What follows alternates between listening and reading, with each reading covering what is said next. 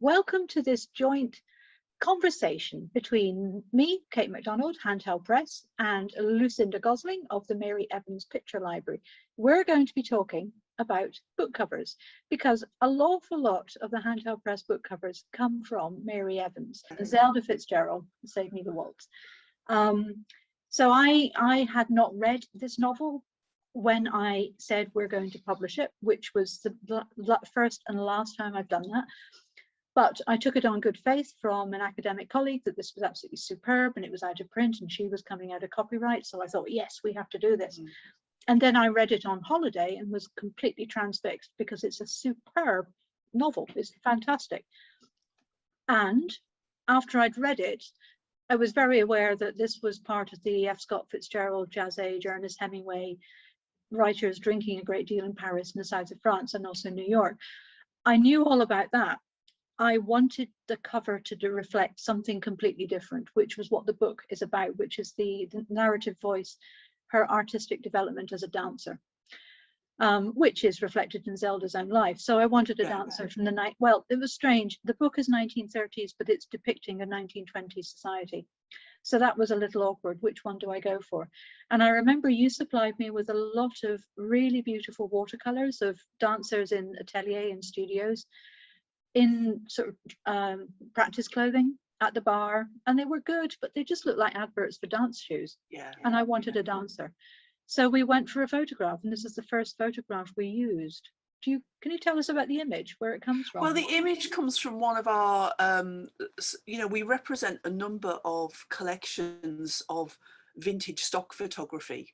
So there've been picture libraries for a long time, going back to the 20s and 30s, and we have collections from various places like that, and that's where that picture comes from. So some photographer coming up with ideas for stock photographs in 1935 or wherever, got a model to pose like that.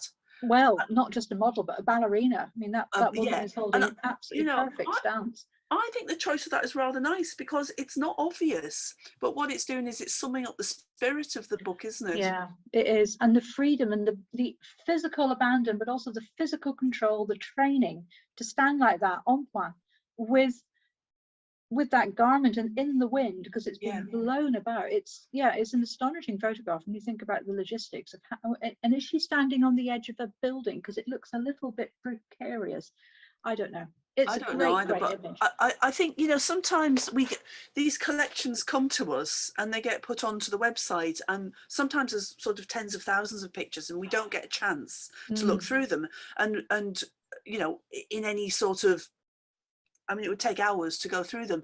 And you have to rely on the keywords. And you found this picture, didn't you? I think so, yeah. I think it's really lovely working with you, because I know you're quite keen to have a route around our website, and you're getting to understand its strengths and its foibles and things. But if you get a bit stuck, you'll come back to me and I might toss a few ideas at you. And you do every time. You always produce a winner when I get stuck. It's fabulous. Well, I try my best, and that is what we do. We obviously try and make our website very sort of user friendly. We are sometimes a victim to the keywords we've been supplied with, but obviously this one came up for you. Yeah, and it's good.